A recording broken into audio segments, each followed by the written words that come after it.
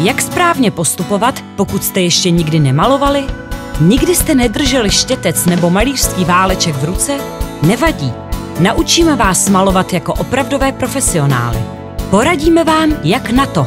K malování potřebujete několik jednoduchých pomůcek. Krycí plachta na podlahu, lepící papírová páska, krycí folie na dveře a nábytek, tmel Jubolin reparatur na opravu drobných prasklin a děr, brusná houbička, brusný papír nebo mřížka hrubosti 100 až 120, vanička nebo stírací mřížka na barvu, plochý štětec šíře 5 až 7 cm, štětec zárohák šíře 5 až 7 cm, malý váleček šíře 10 cm a velký váleček s krátkým nebo středním vlasem šíře 18 až 25 cm.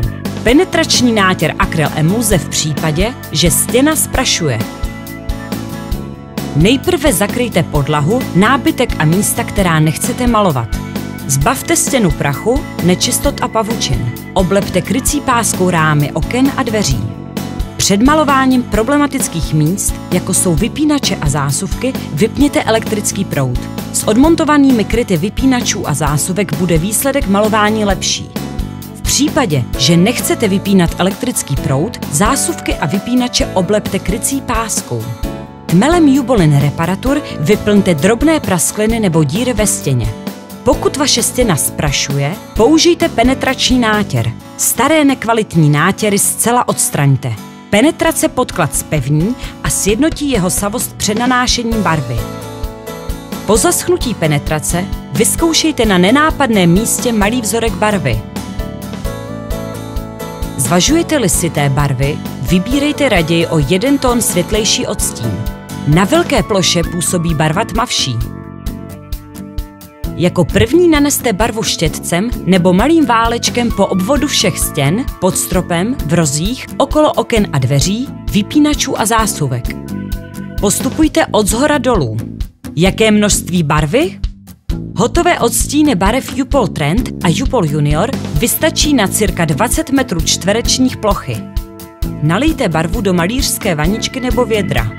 Namočte váleček několikrát do barvy a otřete o vaničku nebo stírací mřížku. Váleček nasazujte uprostřed výšky stěny a barvu nanášejte systematickými tahy nahoru a dolů. Po každém namočení válečku začněte nanášet barvu o cirka 1 až 2 šířky válečku dále, než kde jste předtím skončili a vracejte se zpět. Nakonec barvu sjednotíte tahy válečku zhora dolů. Pokud je nutné nátěr opakovat, druhou vrstvu nanášejte minimálně se 4hodinovým odstupem. Opatrně sejměte všechny krycí pásky.